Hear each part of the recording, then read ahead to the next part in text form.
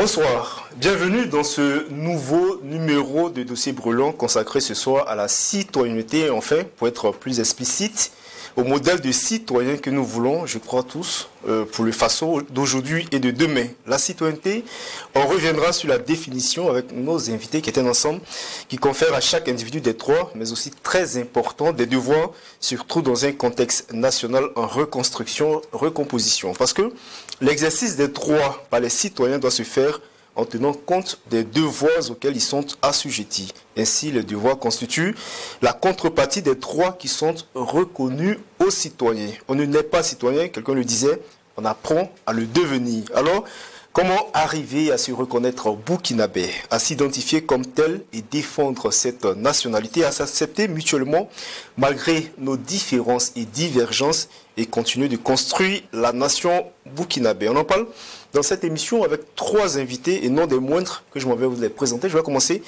par le plus sankariste des députés de l'Assemblée législative de transition, un homme très attaché aux valeurs de la révolution de Thomas Sankara. Il est docteur en sciences de l'information depuis près d'une quarantaine d'années, journaliste, mais surtout un homme politique bien avisé. Enseignant dans des universités publiques et privées, notre invité est Jean-Hubert Bazier. Bonsoir. Bonsoir. Je rappelle que vous êtes, enfin je l'ai dit, vous êtes écrivain, littéraire assez fécond, puisque vous avez une dizaine de publications, et vous avez un ouvrage qui nous a quand même tiqué, le Bréviaire du Patriote, qui a été dédicacé le 20 août 2022. Peut-être qu'on va revenir un peu sur ce bréviaire-là. Et notre deuxième invité, je pense que je vais faire coup avec lui, qui est un habitué de ce plateau, de Dossier Brûlant, à qui nous disons d'ailleurs merci pour la sollicitude, qui répond toujours présent quand on l'invite, qui est un homme simple, quelqu'un le disait hier. On va revenir justement sur cette conférence auquel vous avez participé dans le cadre de la Semaine nationale de la citoyenneté. On disait que vous êtes très simple, qui est d'ailleurs une caractéristique du burkinabé, modeste, disponible, résilient. Alkassou Maïga, bonsoir. Bonsoir, Nassar. Professeur titulaire en sociologie, enseignant-chercheur à l'université Joseph Kizerbo et ancien ministre chargé de l'enseignement supérieur. Et enfin, notre troisième invité, le plus jeune du plateau, enfin, l'un des jeunes, puisqu'on est l'un des jeunes de ce plateau, Aboubacar Dramé, bonsoir. Bonsoir. Représentant le ministère chargé de la promotion des droits humains. Vous êtes conseiller en droits humains et directeur de l'éducation au civisme et à la citoyenneté dans le dit ministère, le ministère de la Justice et des Droits humains. Merci. Bonsoir. Merci bien, Lassane. Merci à vous trois d'avoir répondu à notre invitation. Alors, on va faire un exercice très simple, pédagogique. On va commencer par des questions basiques. Je vais commencer par vous d'ailleurs, Jean-Hubert Bazier. Qu'est-ce qu'un citoyen? Bon, selon selon la définition, hein, c'est quelqu'un qui a des droits et des devoirs, et surtout qui est actif dans la mise en œuvre de ses devoirs et de ses droits. Il a la capacité d'interpeller, il a le droit de vote, il a son mot à dire dans la gestion de la cité. C'est véritablement quelqu'un qui est engagé dans le processus de vitalisation de la société. Okay. Voilà, quelqu'un de responsable, quelqu'un aussi qui revendique son implication dans la vie de la société. Okay. De manière courante, c'est ce qu'on pense. Vous avez la même définition, Aboubacar Dramé? Bon, ce que je peux déjà ajouter, mais bien avant d'ajouter quelque chose, je voudrais à mon tout propos d'abord présenter mes hommages au peuple du Burkina Faso, un peuple combattant, un peuple brésilien, et étant donné plus on connaît donc le contexte, et dire également donc me demander la parole à mes aînés. Ça commence par là, voilà, si j'ai l'autorisation. Maintenant, bon, sur la question donc de la définition. C'est une marque de la citoyenneté, la civilité. La civilité. On va revenir là-dessus, sur les valeurs. Tout à fait. Justement. Voilà. Donc, comme juste pour compléter, pour dire que dans la citoyenneté, il faut regarder l'action du citoyen, c'est-à-dire tout ce qui tourne autour de l'action du citoyen. Cela veut dire que vous avez d'abord des droits et des devoirs, donc liés qu'on appelle la nationalité, ce qui donne donc ce statut-là. Mais aujourd'hui, de plus en plus, vous êtes citoyen quand vous avez la nationalité. D'abord, voilà, ça c'est l'aspect juridique en premier. Mais de plus en plus, on va au-delà pour dire que vous pouvez même avoir la nationalité d'un État, mais ne pas être considéré comme un citoyen responsable, parce que c'est ce qu'on recherche. Ça veut dire que vous pouvez avoir un autre qui n'est pas de votre nationalité, mais qui est plus citoyen que vous. Parce que j'ai dit que c'est dans l'action du citoyen qu'on va regarder. Est-ce que vous participez à la gestion de la chose publique? Est-ce que vous contribuez au développement de votre nation? Donc il y a des gens qui peuvent ne pas avoir votre nationalité, mais qui font ce travail. Alors c'est des citoyens. C'est ce que je pourrais ajouter pour l'instant. Vous dites, on a des gens qui n'ont pas votre nationalité, mais qui sont des citoyens actifs et qui sont plus citoyens que ceux qui sont nés naturellement. Tout à fait. Bon, pour le cas de l'espèce, pour le cas du Burkina, c'est ce que vous dites. Tout à fait. Pour ça, peut-être même d'un point de vue sociologique, c'est quoi la citoyenneté? Bon, écoutez, je pense qu'il n'y a pas grand-chose à ajouter à ce qu'ils ont dit, sauf que nous, du point de vue sociologique, nous évitons les jugements de valeur. Citoyens actifs, plus citoyens les uns que les autres, ça c'est des jugements de valeur. La définition simple, c'est le fait d'être né dans un pays, d'avoir la nationalité, cela fait de vous un citoyen. Maintenant, c'est vrai que quand on est citoyen, on a des droits, on a des devoirs. Alors, il ne faut pas se focaliser plus sur ces droits, mais il faut beaucoup plus penser aux devoirs, parce que la responsabilité demande à tout un chacun, d'abord, d'exercer et d'exécuter pour le bien-être de son pays et de ses concitoyens, avant de revendiquer donc ses droits. Maintenant, si je reviens sur la définition que vous avez donnée au départ en disant qu'il y a quelqu'un qui disait qu'on n'est pas citoyen, on n'a pas à le devenir. Non, c'est des aberrations. On est citoyen. Maintenant, il aurait juste fallu dire qu'on est citoyen, mais on doit se battre pour conserver la citoyenneté. C'est pas apprendre à le devenir, mais il faut apprendre à conserver, parce que nous sommes dans une situation où chacun doit prendre conscience du fait que quand on est dans une république, il y a des règles, il y a des lois, et le citoyen doit se plier à ces règles et à ces lois-là, et faire en sorte que sa contribution soit ressentie. Et ça dépendra aussi de la façon dont les premières autorités du pays tracent le sillon pour faciliter la contribution des uns et des autres. Est-ce que, comme il a dit, est-ce qu'il suffit de naître dans un pays, pour le cas du Burkina, ou d'acquérir la nationalité par naturalisation, cela s'entend, pour se targuer d'être pleinement citoyen?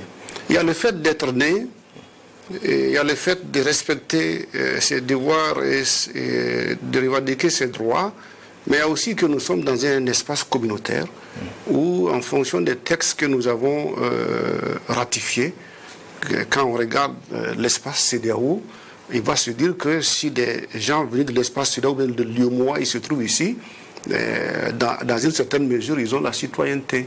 Parce qu'il y a la libre circulation des biens et des personnes, mais il y a aussi que ça dépend des niveaux d'élection où, dans certains cas, on peut leur permettre d'avoir le droit de vote.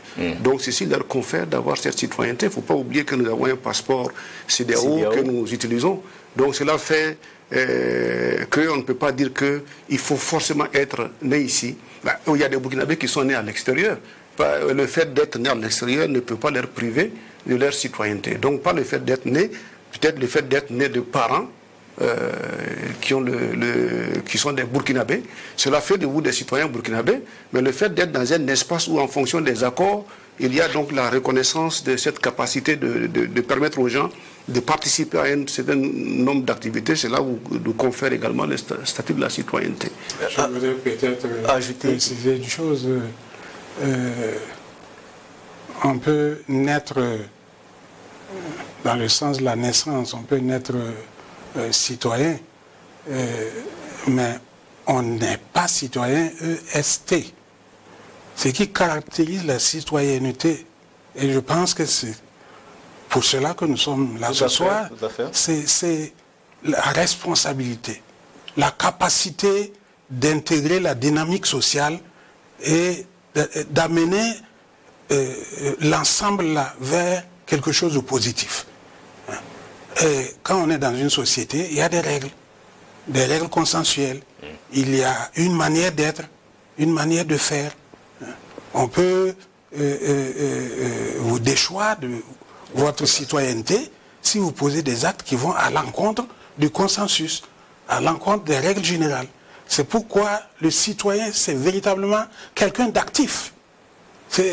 Vous êtes citoyen burkinabé, vous êtes localisé dans une ville, vous participez à la vie de cette ville-là.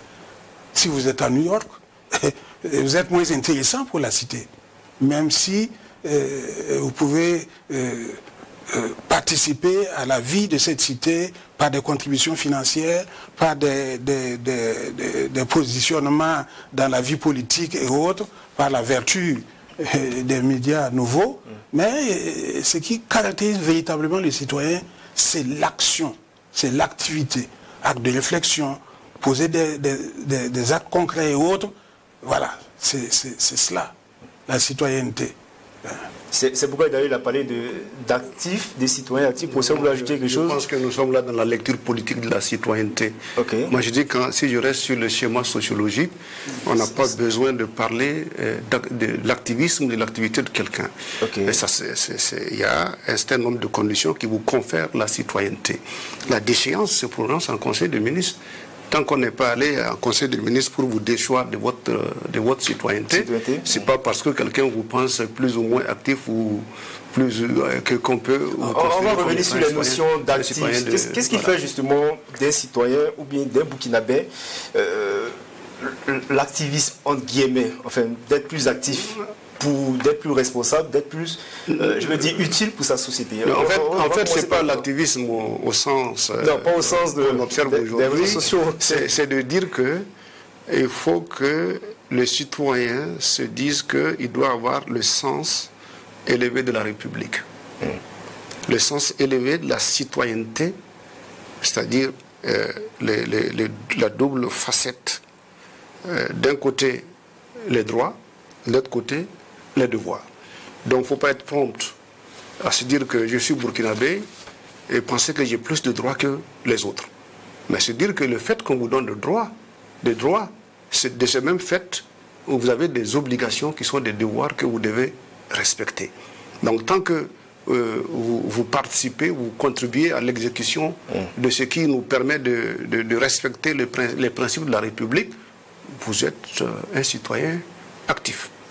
Alors peut-être on va aller progressivement. On va revenir d'abord sur les questions de valeurs citoyennes, peut-être avant d'amorcer les questions de droits et des obligations, et puis de l'observance qui est faite aujourd'hui sur les citoyens burkinabés. Je vais continuer avec vous. Oui, d'accord. Bon, vous parlez sur les valeurs. Vous parlez de valeurs. Bon, vous voyez la définition sociologique de la valeur. Pour schématiser, nous disons que les valeurs sont les attendus de nos actions. C'est-à-dire quand je pose un acte, quelle est la valeur que j'attends? Okay. L'attendu, c'est ça la valeur. Si nous sommes dans un bus et qu'une vieille personne, une personne plus âgée rentre, et que le jeune cède la place, l'attendu de l'action, c'est qu'on le considère comme étant un jeune qui respecte les personnes âgées. Donc ça, c'est la valeur respect qui se trouve dans cela. Et donc, le problème que nous avons ici, c'est que, pour parler, comme il y a un sankariste ici, il ne faut pas parler en termes d'ethnie, mais c'est de parler en termes de nationalité. Okay. Et comme nous avons la centaine de nationalités, les valeurs que nous avons aujourd'hui sont des valeurs communes, mais qui ne sont pas les mêmes d'une nationalité à une autre. Et donc, nous n'avons pas la construction, nous avons un État construit, mais nous n'avons pas la construction de la nation qui permet de dire que nous avons des valeurs auxquelles on peut s'identifier comme étant les valeurs burkinabées. Donc, la difficulté aujourd'hui, c'est quoi les valeurs burkinabées? On peut en recenser, et en fonction de la nationalité, vous parlez de nationalité. Mais est-ce qu'il ne faut pas le thème qui sied de communauté quand on voit... Non, le mot communauté, le mot communauté comme le mot ethnie sont des termes très connotés qui sèment rapidement la confusion. Vous voyez, dans un pays comme le Rwanda, c'est même interdit de prononcer le mot ethnie. Okay. Et la communauté, si on reste sur la langue sociologique, il n'y a pas de problème, mais il y a ce qu'on appelle le repli identitaire et communautaire, qui fait que quelquefois il faut éviter le mot communauté, mais d'aller sur le principe de dire que chaque communauté représente une nationalité. Parce qu'ils ont des règles, ils ont des normes, ils ont des lois, même si elles ne sont pas écrites, qui permettent de régir le fonctionnement. C'est comme si nous avons des micronations à l'échelle de chaque nationalité dont je parle. Donc il faut arriver à faire en sorte qu'on puisse avoir une synthèse d'un certain nombre de valeurs qu'on peut ériger Et vous dites que sur ces nationalités, on va utiliser votre terme, sur ces nationalités, il n'y a pas de valeur, semble-t-il, commune? Non, il y a quelques valeurs. Par exemple, quand on parle, je pense que la révolution nous a permis déjà le fait de dire que nous sommes des Burkinabés, de dire que ça renvoie aux hommes intègres, hommes et femmes intègres. Donc déjà, le principe de l'intégrité, qui n'a peut-être pas la même connotation en fonction de nationalité, on est arrivé au moins de l'imposer au plan national pour dire que quand vous venez du Burkina Faso, vous êtes un homme, censé être un homme ou une femme intègre. Donc voici la valeur intégrité, qui, au moins on s'entend sur ça. Mais la valeur respect... c'est pas pour vous couper. Je vais finir. Il va terminer, vous allez la valeur respect, par exemple, vous voyez que selon je prends l'exemple souvent de dire même au niveau de des Moussé, le respect n'a pas le même contenu selon que vous êtes au Yatenga, à l'Obritenga ou vous êtes dans le Kadiogo. Ce n'est pas le même contenu. Parce que quand vous regardez la façon dont le parler vrai et cru du Yatenga, ça peut être mal perçu dans l'Obritenga ou dans le Kadiogo. Mais ça reste quand même que il faut qu'on aille vers une synthèse qui nous permette de dire que quand on parle de la valeur respect comme étant une valeur burkinabé, voici le contenu qu'on met dedans. Une fois qu'on arrive à tout ça, on peut avoir maintenant ce qu'on appelle un principe sur lequel on va construire l'identité du Burkinabé et la personnalité de base du Burkinabé pour dire que voici les valeurs qu'on doit retrouver chez un Burkinabé et pour pouvoir donc le considérer comme tel. Je pense que oui, Jean-Yves Bazé voulait réagir. Oui, c'était juste pour apporter une information. Allez-y. Il y a eu un séminaire à Manga pour réfléchir sur les valeurs communes des Burkinabés. Et l'inventaire a donné un certain nombre de valeurs, par exemple la solidarité, le respect, la vérité, la justice. Ce genre de séminaire a été repris par le ministre de l'administration territoriale. Et ils ont aussi identifié un certain nombre de valeurs communes. Okay. Communes à toutes ces nationalités. À toutes ces nationalités. Communes à toutes ces nationalités. Et c'est ce consensus-là qui n'a pas été, comment dirais-je, véhiculé, qui n'a pas été popularisé pour que les gens en prennent conscience. C'est vrai, ce qu'il dit, il y a des variétés. Je me rappelle, mon père, qui était infirmier, a fini à l'hôpital El Ardo. Et il nous a raconté cette histoire-là. Il y a une femme qui est venue pour la déclaration de naissance de son enfant. Et vous savez qu'à l'époque, bon, c'était l'époque coloniale et juste post-coloniale avec les indépendances. Si vous faisiez 3 jours si vous dépassiez le délai sans faire la déclaration, ça devient un jugement supplétif d'acte de naissance. Elle est venue et l'agent qui est à la cabine lui a demandé le nom de son mari. Osida Yore. Elle se tait. Nous voulons le nom de votre mari pour le faire figurer sur l'acte de naissance. Silence toujours. À un moment donné, il dit l'auto mandalado, ton bonda bamti bamba. C'est-à-dire, mais docteur, vous nous faites rire. Nous l'appelons vous. C'est-à-dire que même en l'absence du mari, elle ne peut pas prononcer le nom du mari. Hein? Hamid Baba, c'est-à-dire le père de Hamidou, ceci, cela. Alors que chez nous, on va utiliser un terme négatif, mais qui est passé dans l'acceptation commune. Chez nous, les Gouroussi, mais la femme tutoie le mari, apostrophe le mari. Et vous voyez là. Vous dites que ce ne sont pas des valeurs communes enfin, c'est-à-dire les titres dont il parle. Le contenu. Oui, allez-y clairement pour permettre à travers. C'est moi en tant que sociologue, avant de rentrer au gouvernement, qui est piloté l'étude sociologique de recensement des valeurs. Okay. Mais maintenant, je suis d'accord avec lui. il y a des valeurs qu'on a recensées, la solidarité, l'intégrité, le sens de l'honneur, la vérité. Mais le problème, c'est qu'on n'a pas su, comme le travail n'a pas été continué pour qu'on puisse donc voilà, et enlever dire que maintenant voici le contenu qu'on met dedans. Quelle que soit la zone qu'on considère, quand on parle d'un homme intègre, voici le contenu. Un homme qui a le sens de l'honneur, voici le contenu, pour en faire des valeurs nationales. Sinon, ça reste des choses interprétées localement. Alors, pour finir avec ça, c'est-à-dire que comme il parlait de la santé, et en 2008, j'ai fait une étude dans la zone de Déou avec un Belge sur la faible fréquentation des maternités. Okay. À Déou, dans le Sahel. Donc, il y a des Mossés et des Peuls. Ils ont construit une maternité toute pimpante, mais il y avait, les femmes préféraient accoucher à la maison. Et quand nous avons fait l'enquête, c'est quoi?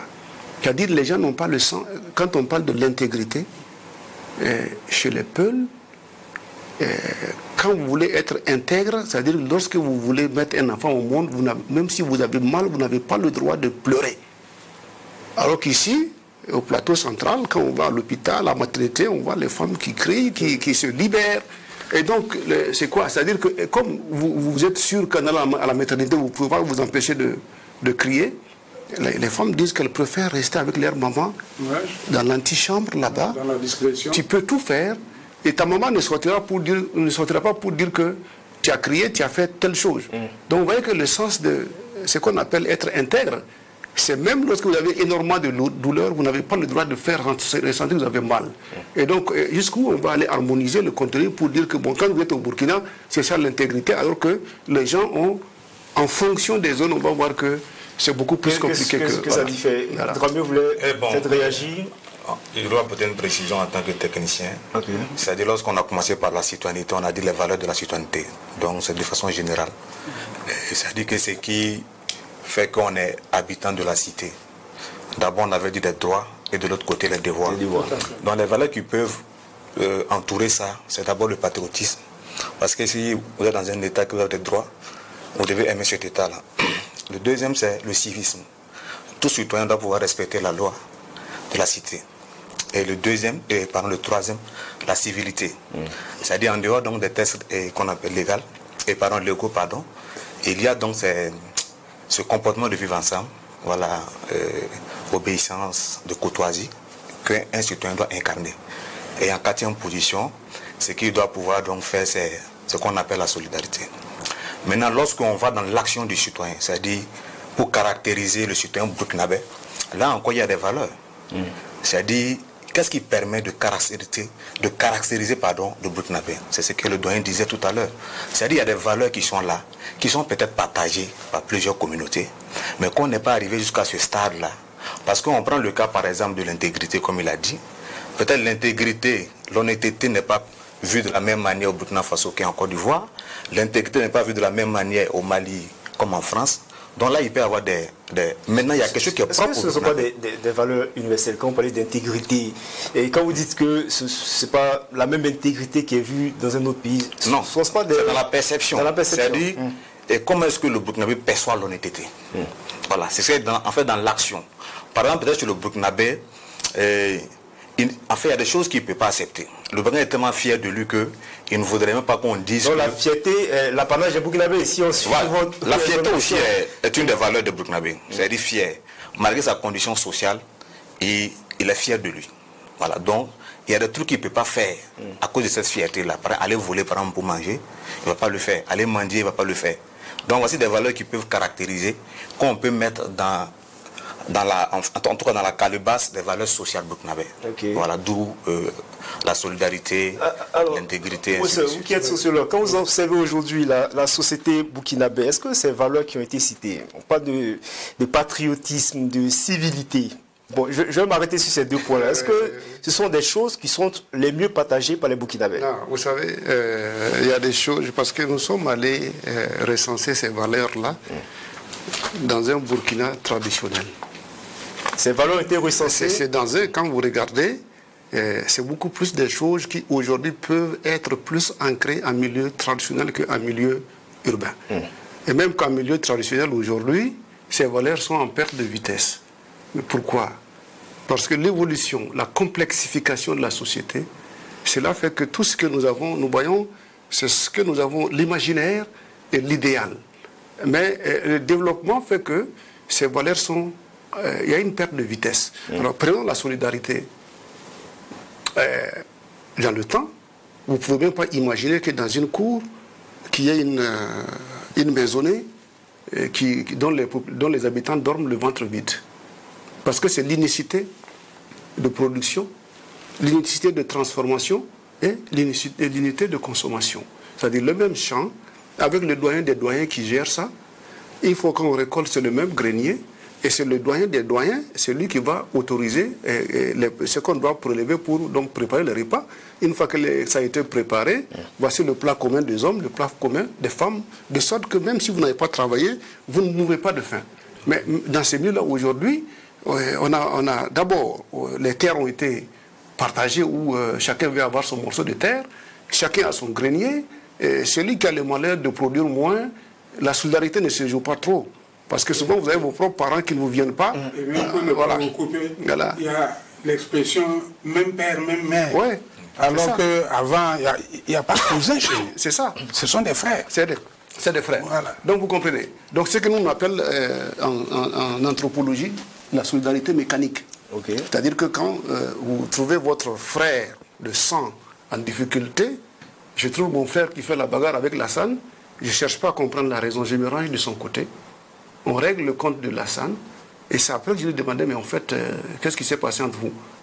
Il se pourrait qu'il n'ait même pas eu raison, mais aujourd'hui, nous sommes dans une solidarité organique où les liens avec les frères de sang ils sont distants.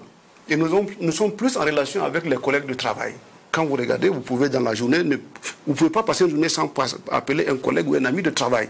Mais de plus en plus, on peut faire une semaine sans même passer un coup de fil à ses parents qui sont au village. Okay. Donc la solidarité mécanique est en train de céder la place à la solidarité organique, mais ça c'est la complexification de la société qui fait ça. De telle sorte que quand on parle de solidarité aujourd'hui, il faut être solidaire, mais sur quelle base? Voilà. Des gens qui ne peuvent même pas être solidaires entre frères de sang, comme on dit, ils ne peuvent pas être systématiquement solidaires avec des gens qui viennent de connaître. Donc ce sont des valeurs qui, avec l'évolution, perdent totalement donc leur rôle. Donc la civilité, bon, aujourd'hui, si tu ne me respectes pas, je ne suis pas prêt aussi à te servir de la civilité. Vous voyez? Donc chacun calque son comportement par rapport au comportement et à la réaction de celui qui est en face. Mais dans tous les cas, cela ne peut pas vous faire perdre votre... Mais comment expliquer aujourd'hui la perte des valeurs? Peut-être que vous allez parler de l'époque de la Révolution, peut-être que c'était encore beaucoup plus prononcé quand on parle de solidarité, d'intégrité, de patriotisme. Mais comment cela s'explique aujourd'hui qu'on ait une perte des valeurs, aussi bien pour les jeunes, ça se constate surtout dans la rue, mais aussi pour des gens d'un certain âge. Oui. Quand je prends juste au niveau de la circulation, on va peut-être revenir là-dessus, vous avez des personnes, peut-être du troisième âge, qui brûlent allègrement le feu, les feux tricolores. Et pas seulement qui brûlent les feux. Dans ce qu'ils disent, il y a le mépris souverain, par exemple, de la femme. Vous avez des gens qui ont la cinquantaine, la soixantaine, qui disent Mandiendara. Oh, c'est une injure. C'est terrible, c'est plus que de l'injure. Hein? La maternité, est-ce que c'est parce que le professeur disait par rapport à ce qu'il parle de contenu de certaines communautés, enfin, non, distinctes? Oui, et c'est plus... Qui ne sont pas aussi des valeurs communes? Non, allez-y. C'est plus compliqué que ça. Par exemple, quand je parle de la maternité, c'est l'irruption de la vie citadine, la complexité de la transformation sociale qui a amené une autre vision de la maternité. Il y a eu une expérience qui a été menée dans le temps. On a fait 2 posters. Le premier poster avec le mari, la femme et puis 2 enfants, tout rond.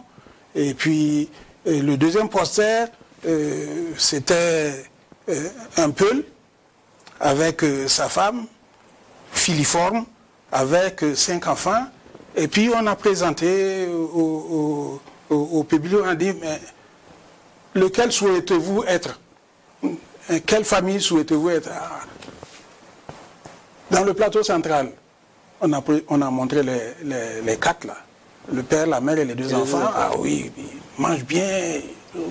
Et quand on est allé dans le nord, les Peuls ont choisi la famille des 5 enfants et du père, la mère. Le père, la mère, oui, parce qu'ils vont bien garder le troupeau et tout. Mais le Peul, il bouge tout le temps.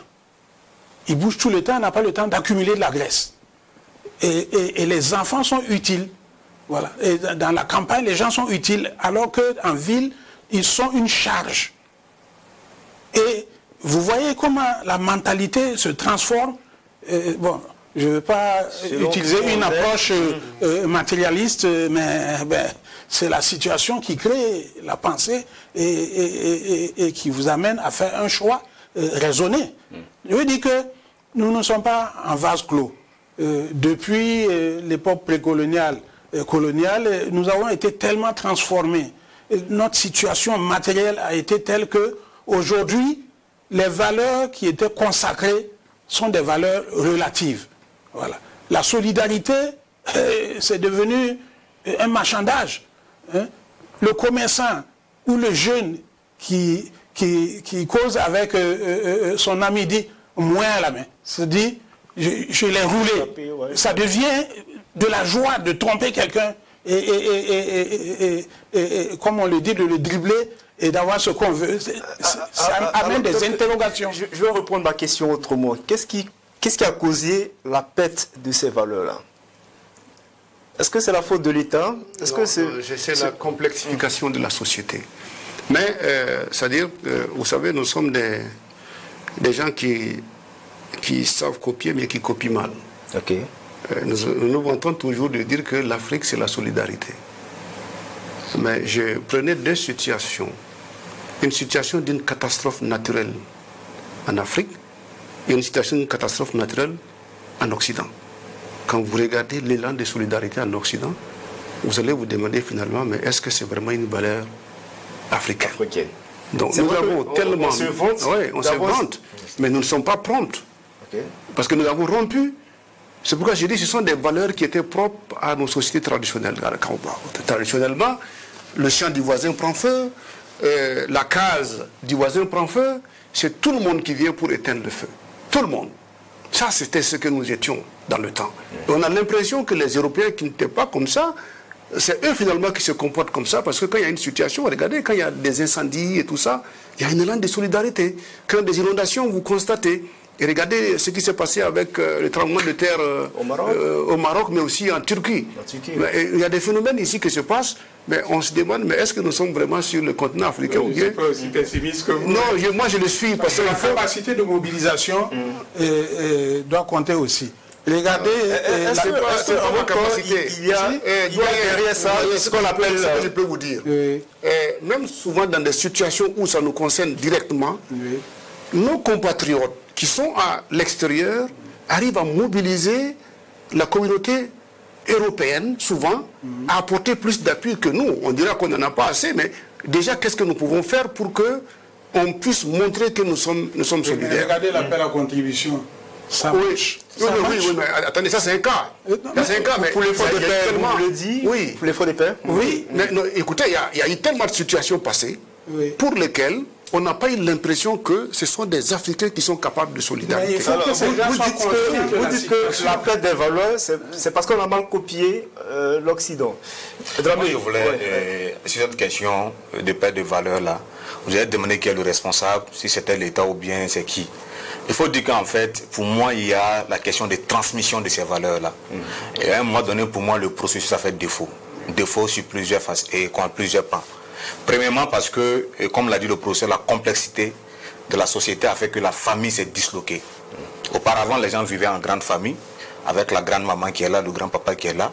On avait le temps, même à l'absence des parents qui vaquaient à les occupations, de pouvoir éduquer l'enfant, de trouver un processus qui permette à l'enfant... C'était pas le lien familial, et le lien filial, il y avait les voisins aussi qui étaient là. Voilà, mais je veux dire, en termes de bloc, c'était la famille qui était là. Mais aujourd'hui, en fait, cette composition de famille a changé. Vous trouvez des gens aujourd'hui avec 2 personnes, le papa et l'enfant seulement avec une bonne. Papa est parti, maman est partie, et l'enfant avec la bonne qui transmet. Et comme l'a dit, qu'on appelle le professeur Hubert Bazier, je dirais en fait que il fut un moment donné dans notre État où la dynamique du processus de transmission des valeurs d'intégrité, de patriotisme a été, on peut dire, stoppée. Mais en même temps, est-ce qu'on n'est pas en train de faire justement le procès des populations urbaines? Est-ce qu'on n'est pas en train de peindre la situation des populations urbaines? Est-ce que c'est l'apanage de tous les populations, que ce soit les populations rurales? Non, moi je pose la question. Est-ce que la perte de ces valeurs, on peut l'attribuer aussi aux populations rurales? Tout à fait. Puisque le constat est clair. Et même peut-être que vous pensez que c'est dans les villes, dans les grandes villes qu'il y a des problèmes. Allez-y voir dans les villages. Parce que, comme on dit, même dans les villages, la composition familiale qu'on avait, ce n'est plus ça. Et n'oublions pas, c'est-à-dire que les gens, en fait, ils ont construit dans la tête des gens que c'est l'État qui doit donner l'éducation aux gens.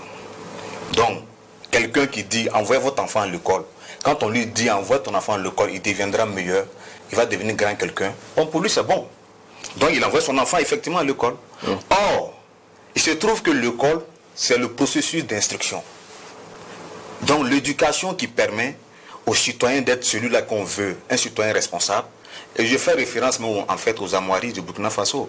Peut-être que c'est ça le piège. Les gens ne s'approprient pas davantage les symboles de l'État. Prenez l'armoirie. Vous allez voir le cheval qui est en action. Il n'est pas seul, ils sont 2. C'est-à-dire les étalons, ça veut signifier quoi?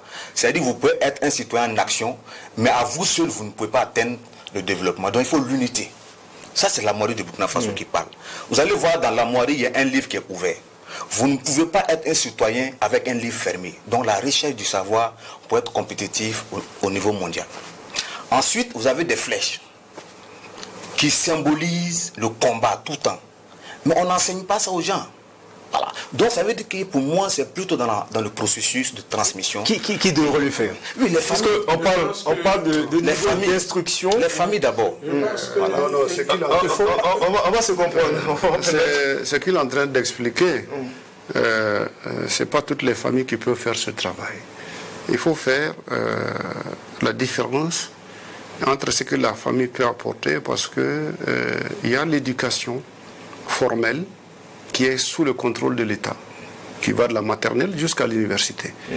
Ce que la famille fait, c'est ce qu'on appelle la socialisation familiale.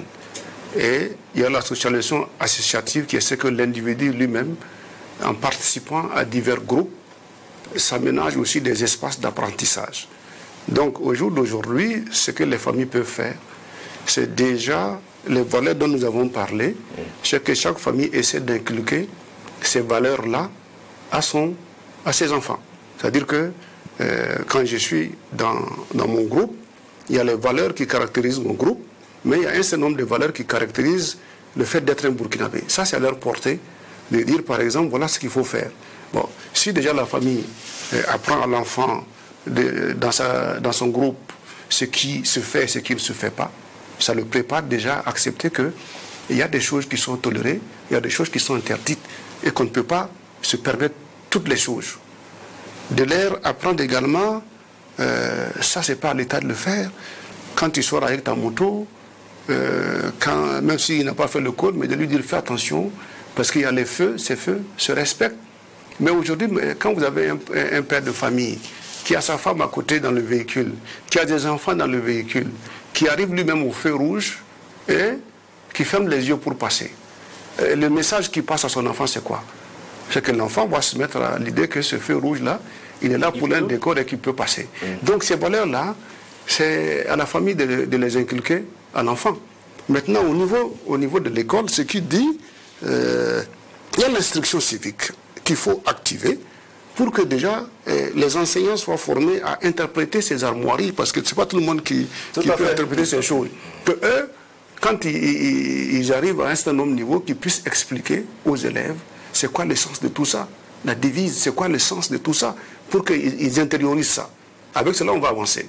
Enfin, la question de la solidarité dont on parle là, moi, je suis né à Marcoy, J'ai fait, à l'époque, il n'y avait pas de centre d'examen pour le certificat à marquer. On le faisait à 40 km, 38 km, c'est à Gorom.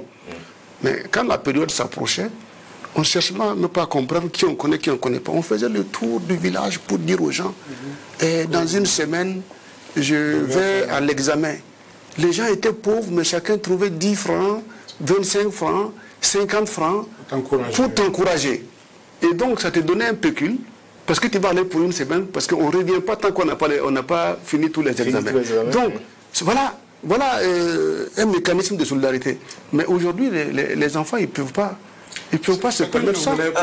Alors, comment les parents enseignent si eux-mêmes, je parlais des hémorroïdes, si eux-mêmes ne le savent pas? En même temps, on dit, voilà, nul n'est censé ignorer la loi, puisqu'on est citoyen quand on respecte les textes de la République, quand on respecte le bien public, quand on respecte justement tout ce qui fonde notre vivre ensemble. Oui, moi je pense que... Est-ce qu'il n'y a pas d'excuse à cela? On n'est pas un vase clos.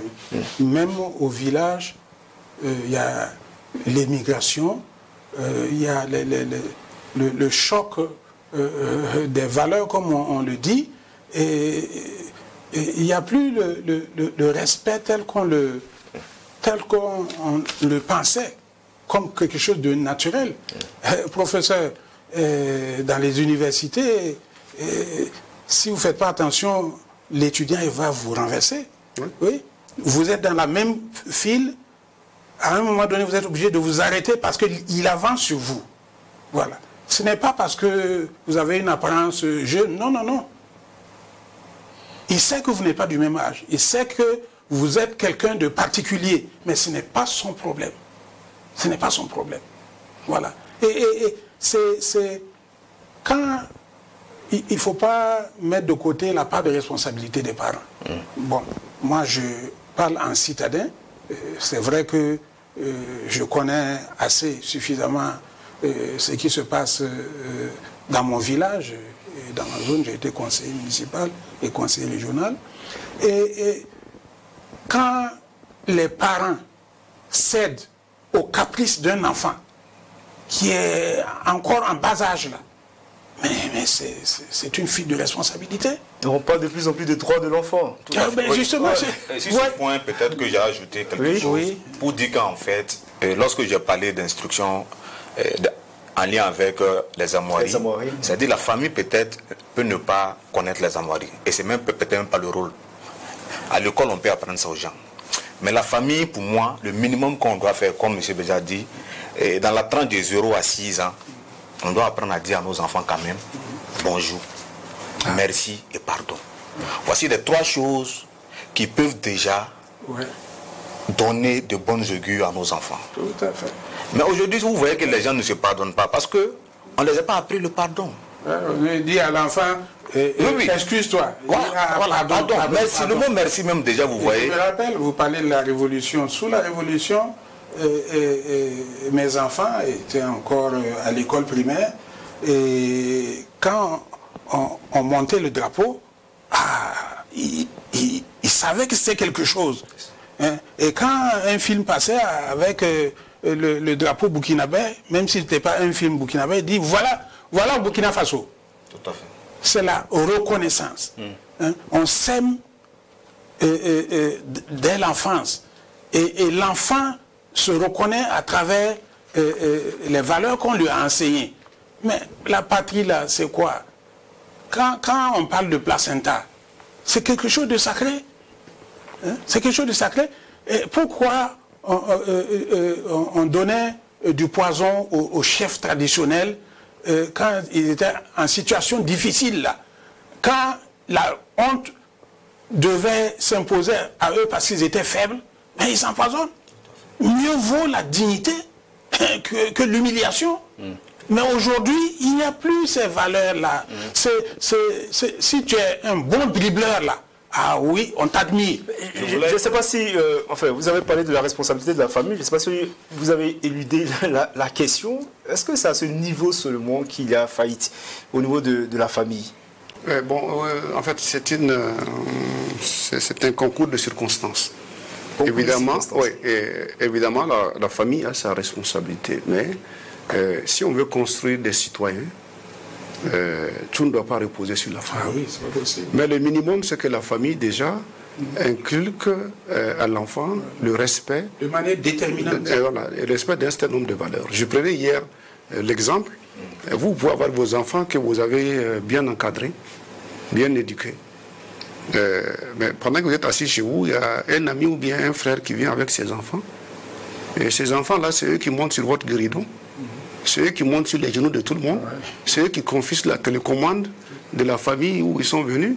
C'est eux qui vont même chercher à prendre les téléphones des gens. Bon, c'est-à-dire que là, il y a un problème. C'est-à-dire que l'enfant doit savoir qu'il y a des limites qu'il ne faut pas franchir. Il y a des choses qu'on ne peut pas lui tolérer. Et je dis, un père de famille, il doit avoir au moins 3 visages. Quand un enfant te regarde, il doit dire, aujourd'hui, papa est content, je peux poser telle préoccupation. Aujourd'hui, je sens que papa, si je fais quelque chose, ça peut tourner mal. Mais aujourd'hui, je sais que papa, on ne doit même pas du tout aller vers lui pour poser une préoccupation. Mais si vous avez... On n'a même pas besoin de menacer un enfant pour qu'il sache que son papa ou sa maman, voici le moment favorable. Parce qu'il sait que s'il ne choisit pas le moment favorable, il y a des choses qu'il ne peut pas faire.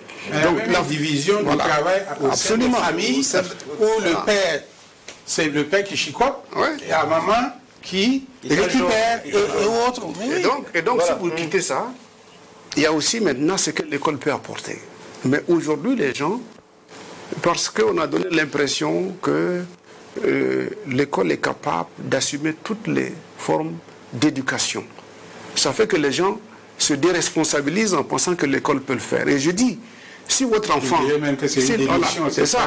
Si l'enfant arrive déjà assez rigide à l'école, mais le maître ne peut absolument rien faire. Il en fera ce qu'il a apporté, qui va se renforcer en pire.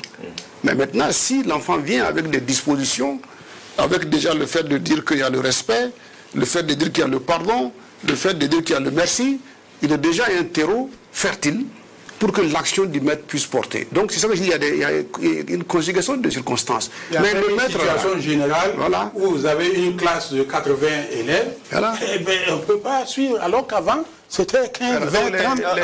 Donc il y a la responsabilité de la famille.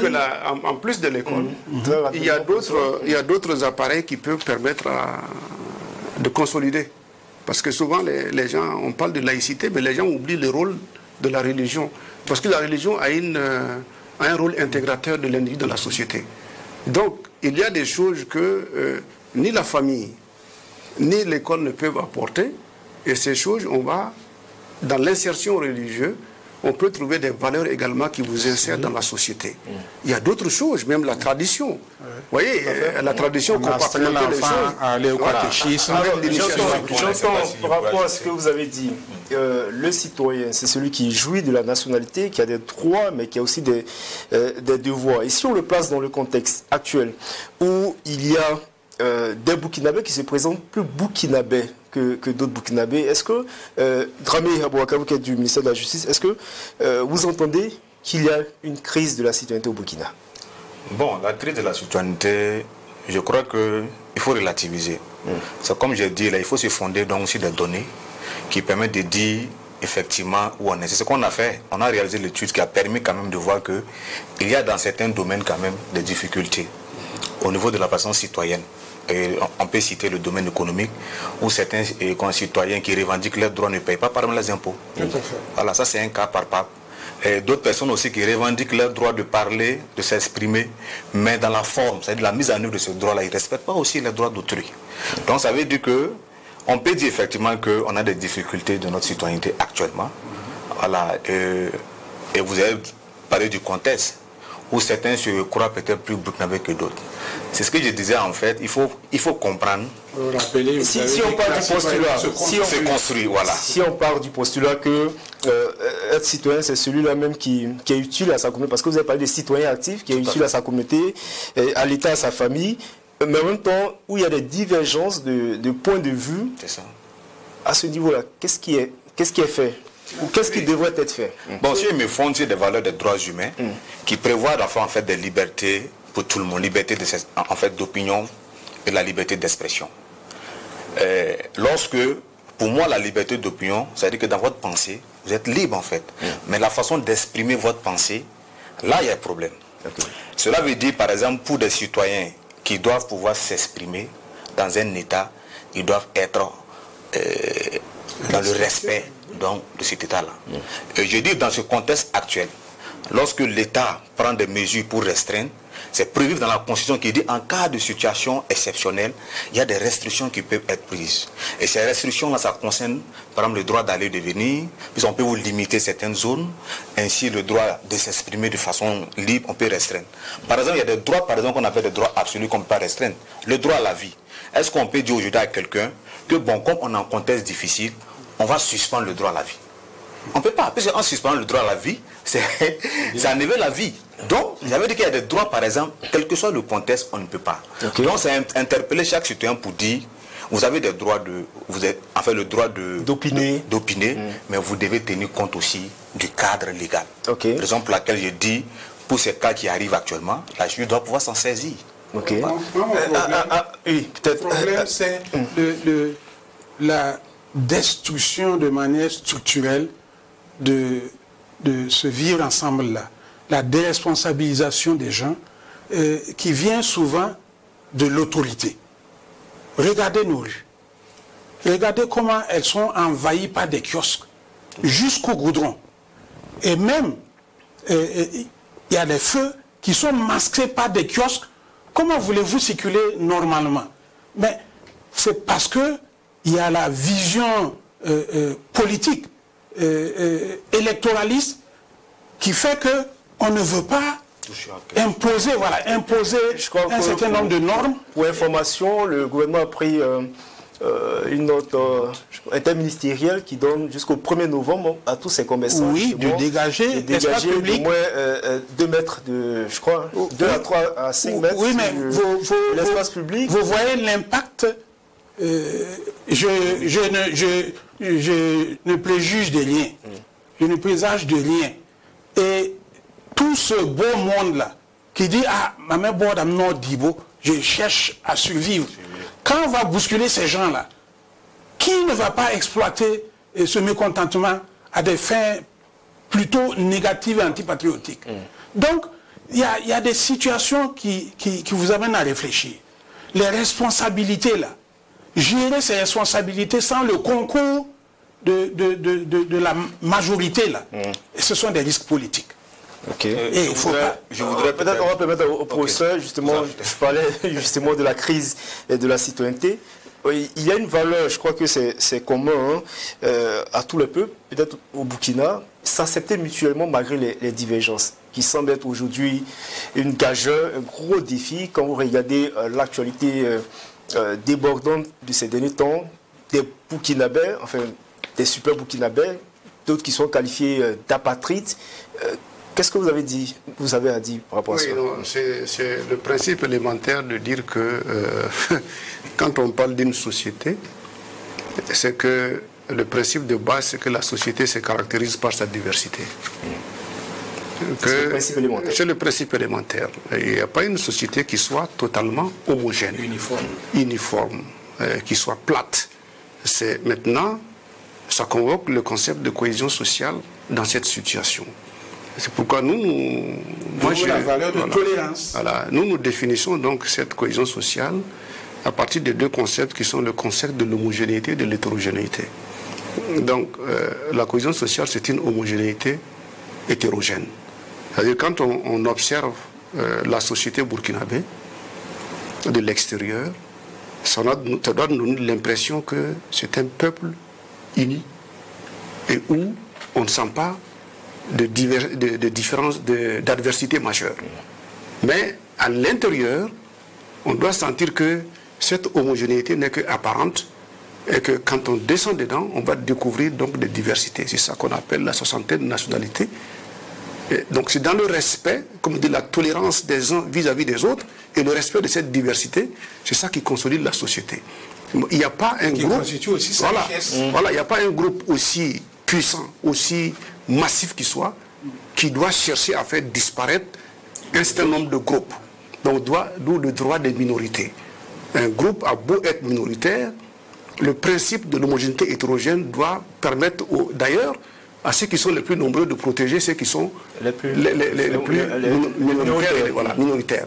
Donc, c'est cela qui fera de nous une société composite, mais dont la force se trouve dans sa diversité. Parce que chaque groupe a un rôle à jouer, et on saura à un moment donné que l'absence de tel groupe crée du tort à la survie de l'ensemble du groupe. Donc ce n'est pas le moment de penser que, parce qu'on est les plus forts du moment, on doit penser pouvoir faire disparaître certains, donc le rôle peut être important pour l'ensemble de la nation. Parce que certains politiques exploitent les aspects centrifuges.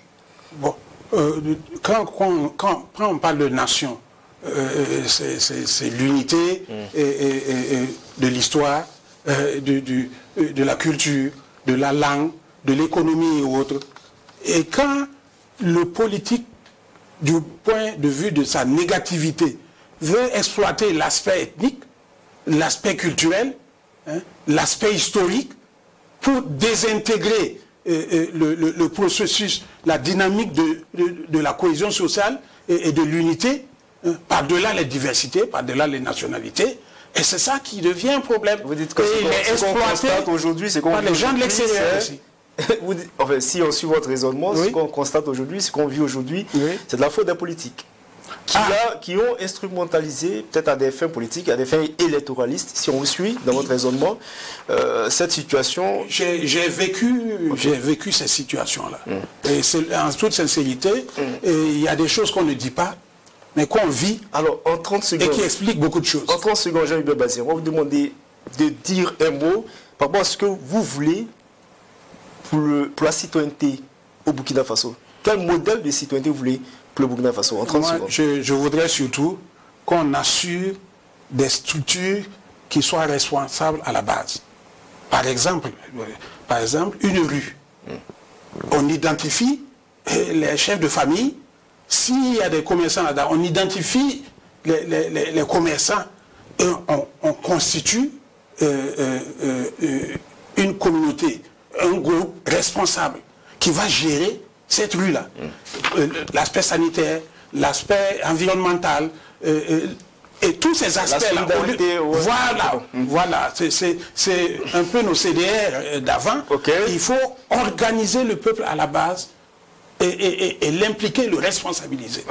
Avocat Dramé, 30 secondes. Le modèle du citoyen burkinabé, une précise burkinabé que je souhaitais avoir, c'est ce citoyen-là qui est soucieux donc du développement collectif. Il faut qu'on arrive à ça. C'est-à-dire les intérêts personnels qui font qu'on court derrière le matériel. Chacun est en compétition alors qu'on oublie la collectivité. Voici, vous allez voir des quartiers où vous allez traverser des nids de poules jusqu'à aller croiser des non-lotis dépassés. Mais dans ces non-lotis, vous allez trouver des gens qui ont construit une maison qui coûte des millions, mais qui ne vont jamais prendre le soin de pouvoir ensemble trouver au moins pour boucher ces nids de poules-là. Voici un élément que je voulais dire. Et rappeler par rapport à la question de l'homogénéité dont tu souhaites parler, où dans l'homogénéité on a l'hétérogénéité. Pour moi, il faut qu'on arrête de dire qu'on est Mouaga, on est Bissa. Nous sommes des Burkinabés. Moi, j'ai dit, on m'a demandé une fois, tu es de quelle ethnie de ce Burkinabé? On dit, mais comment ça? Il dit, oui, c'est Burkinabé tout court.